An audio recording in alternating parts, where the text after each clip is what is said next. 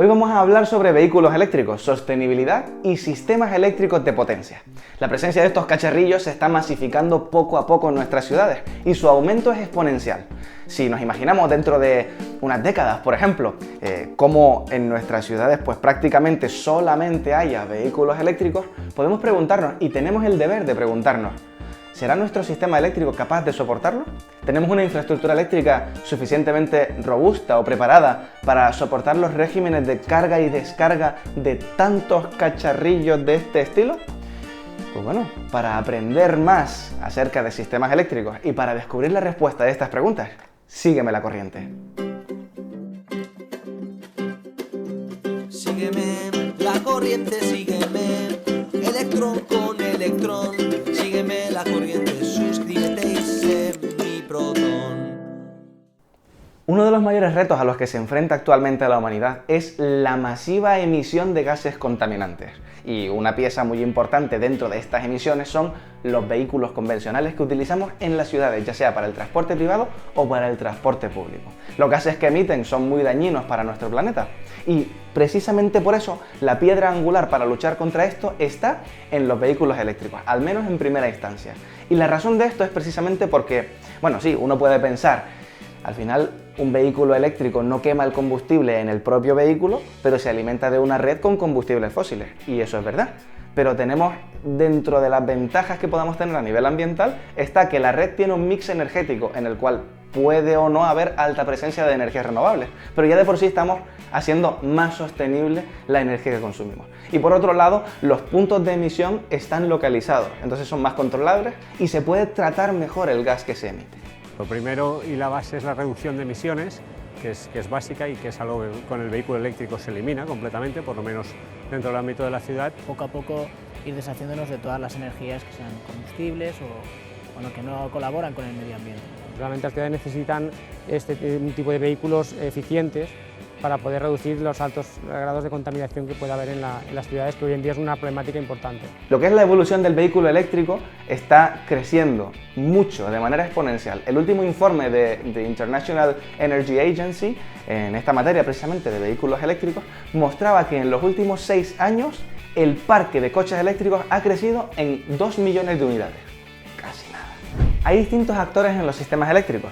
Todo comienza en la fase de generación, en las grandes centrales, donde se produce energía mediante el uso de diversas fuentes, como puede ser la nuclear, la quema de combustibles fósiles, el movimiento de grandes masas de aire que llega a turbinas eólicas como esta, por ejemplo, la incidencia de rayos solares, por ejemplo, también, entre otras fuentes de energía que están surgiendo también en los últimos años.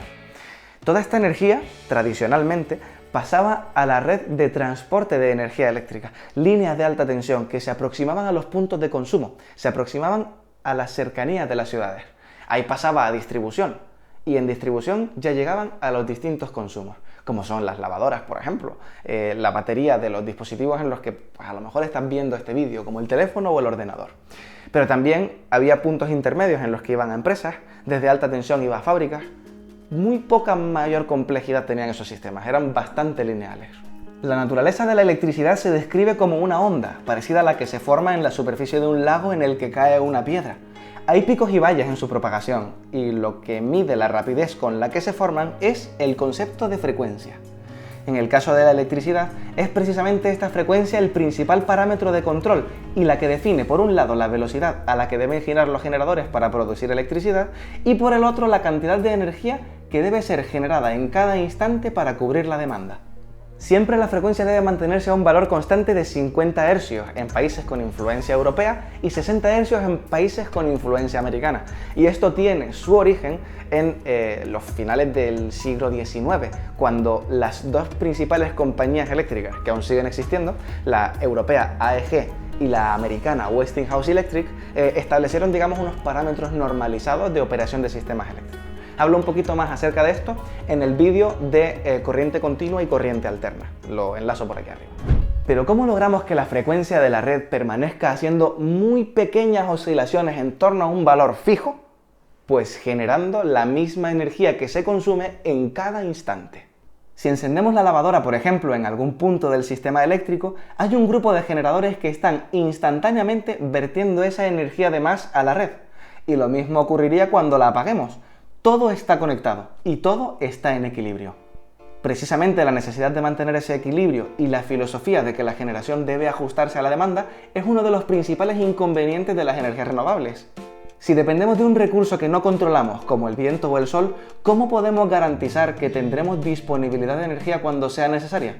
Los sistemas de almacenamiento energético son una parte clave que harían gestionables estos tipos de energía. Pero los hábitos de consumo evolucionan y también lo hacen las tecnologías de generación. Entran nuevas reglas en el juego. Por ejemplo, tecnologías renovables que antes no eran rentables, ahora sí son competitivas y entran en el mercado. Como por ejemplo, pues las instalaciones solares que tenemos en cubiertas de edificios, que cada vez se están poniendo más. La mini eólica y nuevas renovables también, que ya hablaremos acerca de ellas en otros vídeos del canal. La cuestión es que aquí entra el concepto de generación distribuida. Son todas estas pequeñas centrales renovables o no, pero normalmente renovables, para poder hacer cada vez más sostenible nuestro mix energético y nuestro consumo de energía de la red, que al ser pequeñas, pues no van a inyectar su energía en el sistema de transporte en alta tensión, sino que se van a localizar cerca de los puntos de consumo e inyectan directamente a la red. Las reglas del juego cambian, ya no tenemos una operación de sistemas eléctricos tradicional, o al menos no se tiende hacia ello, sino que se quiere fomentar este tipo de soluciones en paralelo a mantener nuestro sistema tradicional en la medida de lo posible. Así que ahora mismo el esquema es ligeramente diferente. La linealidad generación-consumo ahora pasa a ser igual no tan simple, no tan de A a B. Tenemos por un lado la generación que inyecta en la red de transporte en alta tensión y pasa a distribución. Pero aquí ya tenemos una nueva generación de centrales pequeñas que inyecta en distribución y de aquí pasan las dos al consumo. Así que llegados a este punto igual conviene redefinir criterios. Si tradicionalmente lo que variaba era el consumo y yo pues generaba o no generaba en función de esa variación, teniendo en cuenta que actualmente varía tanto el consumo como la generación renovable, ¿no sería razonable hacer algún sistema en el cual también varíen y se ajusten los dos extremos y no solamente uno? Vamos a poner un ejemplo para comprenderlo. Imaginen una desaladora de agua que coge agua del mar, la desala y la lleva a formar parte del agua corriente de hogares en regiones con escasez de agua. En esos casos, por ejemplo, nosotros podríamos controlar los rangos de horas en los que esa planta desaladora desala agua y por tanto consume energía de la red para activar su maquinaria. Podríamos controlarlo y hacer que coincida con los puntos en los que nuestro sistema eléctrico no puede consumir la energía renovable que podría generar, entonces lo consume esa desaladora que nosotros controlamos para que en ese momento exacto reciba esa energía renovable, o también, por ejemplo, si está aislada del sistema, podemos hacer que coincida con los puntos de máxima generación renovable. Por ejemplo, imaginemos que una desaladora concreta se alimenta con energía solar y sabemos que el máximo de producción solar es a mediodía, porque es cuando está el sol arriba, vamos, ahora en verano lo sabemos bastante bien. Entonces, en ese caso podríamos desalar en esas horas de máxima producción solar. Así funciona la gestión de la demanda y en este caso pues habremos hecho gestión de demanda para adaptarnos a la generación. Con la inclusión del concepto de vehículo eléctrico añadimos nuevos elementos a la red. Millones de baterías que van a cargar su energía consumiéndola de la red fundamentalmente por la noche mientras sus usuarios descansan. Y esto tiene una segunda lectura, porque si vemos la curva de demanda, que se puede ver en la web de Red Eléctrica de España, por ejemplo, la puedes consultar a tiempo real, dejo el enlace en la descripción. Vemos que fundamentalmente los puntos de consumo se agrupan en un periodo punta que hay en torno a la 1 de mediodía y se extiende alrededor, y otro que hay en torno a las 8 de la tarde. 1 de mediodía, 8 de la tarde. Bueno, no sé cómo es tu hábito de vida normalmente, pero está claro que por la tarde-noche llegamos a casa, estamos todos en casa, encendemos la televisión y tal, no sé cuánto tal, y a mediodía es cuando se empieza a cocinar, entonces se encienden todos los electrodomésticos. Luego aparte pues están los consumos constantes de las fábricas, que son fundamentalmente durante la mañana, a lo mejor parte de la tarde, pero esos son los periodos punta. Entonces, si durante la noche, que aún hay capacidad de producción renovable, no hay apenas consumo, el hecho de que los vehículos aumenten el consumo en ese periodo nos permite destinar esa capacidad de generación renovable que de otra manera no se almacenaría y la destinamos a esos vehículos eléctricos. O sea que esto nos permite aumentar la penetración de generación renovable en los periodos valle. Si millones de vehículos cargasen sus baterías durante la noche, esta curva de consumo variaría en gran medida entre las 11 de la noche y las 6 de la mañana, permitiendo que toda esa energía renovable nocturna pueda inyectarse en la red para ser consumida y almacenada. Tenemos así un doble efecto. No solo estamos evitando que la quema del combustible se realice en el vehículo, contaminando el aire de nuestras ciudades, sino que además fomentamos el incremento de la presencia de renovables en la red. Pero realmente esto no acaba aquí. Con el desarrollo de las redes eléctricas inteligentes se pretende, entre otras cosas, llegar a un punto en el que las baterías no solo consuman energía de la red. Tendremos millones y millones de vehículos con baterías moviéndose por nuestras ciudades o estando estacionados y conectados a la red. En este caso, sería como tener una matriz de baterías que formen una especie de gran batería virtual de la que el sistema eléctrico igual también podría disponer, no solo para recargarlas cuando necesite liberarse de generación renovable, sino también para consumir energía de ellas cuando necesite recibir energía. Tendríamos aquí tal vez una de las soluciones al gran problema de las renovables, que es su falta de almacenamiento en grandes sistemas de almacenamiento. Con este gran sistema de baterías creado por pequeñas baterías en vehículos, realmente cambiaría el concepto y podríamos almacenar la energía renovable en esos vehículos que la irían utilizando y recuperarla cuando el sistema la necesite. Evidentemente, pues con sistemas de regulación inteligentes que mantengan esas baterías dentro de unos rangos óptimos, que no eliminen toda la energía de los vehículos para que sus usuarios la puedan utilizar y que también pues mantengan el sistema eléctrico bien suministrado de energía, digamos.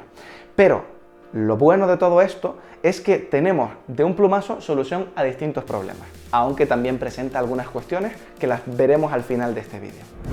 De esta forma los coches no son simplemente un punto de consumo más de la red, un punto pasivo, sino que formarían parte activa de ella. Consumen de vez en cuando, generan de vez en cuando, comportándose como pequeñas centrales. Y todo esto con un objetivo muy claro, que es la búsqueda de sinergias entre los sectores de movilidad y operación de sistemas eléctricos, en una apuesta clara por encontrar nuevos modelos de desarrollo sostenible. Por tanto, no solo podemos decir que los sistemas eléctricos pues sí podrían asumir esta carga de los vehículos eléctricos, aunque a lo mejor en ciertos puntos de consumo en los que se prevea la necesidad habría que robustecer un poquito más la infraestructura, sino que además podemos decir que igual el sistema eléctrico, según los nuevos conceptos que se están intentando implementar para mejorar la penetración renovable, tal vez los sistemas eléctricos sí que se puedan beneficiar de esta irrupción del vehículo eléctrico.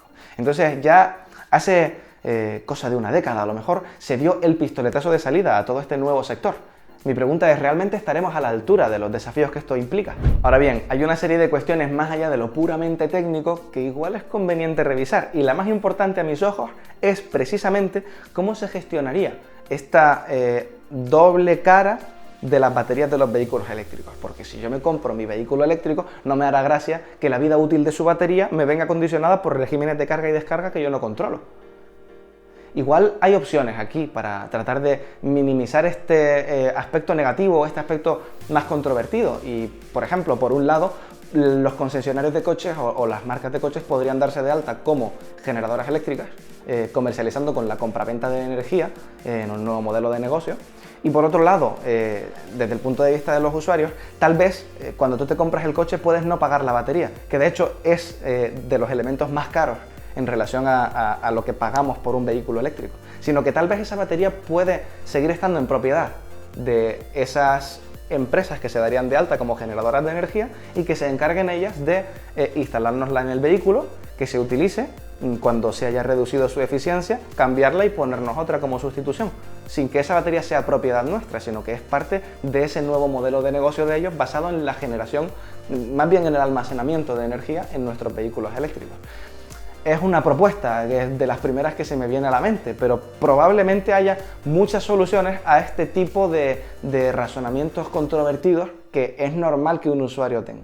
Al margen de estas preguntas que nos surgen, los retos que se avecinan o las tendencias que podamos suponer para los próximos años, lo que sí es cierto es que llevamos ya unos años dando pasos agigantados, tanto en tecnologías de almacenamiento como en tecnologías de regulación de sistemas eléctricos, como en la evolución del coche eléctrico en sí mismo y cada vez el hecho de que sea más económicamente competitivo y pueda acercarse a las familias.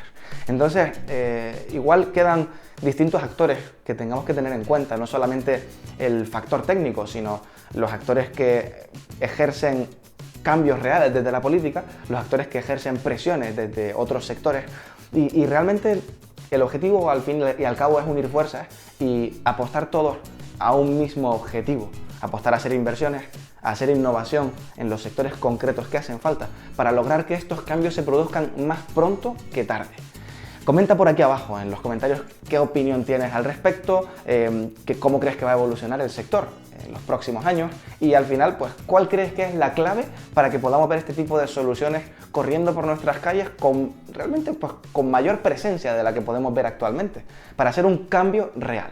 Espero que te haya gustado este tema. Para saber más sobre energía y sostenibilidad, sígueme la corriente. Continua o alterna, o de Thomas o de Tesla, está vivo, está muerto, con o sin cebolla, sígueme, la corriente, sígueme, electrón con electrón, sígueme la corriente, suscríbete y sé mi proton.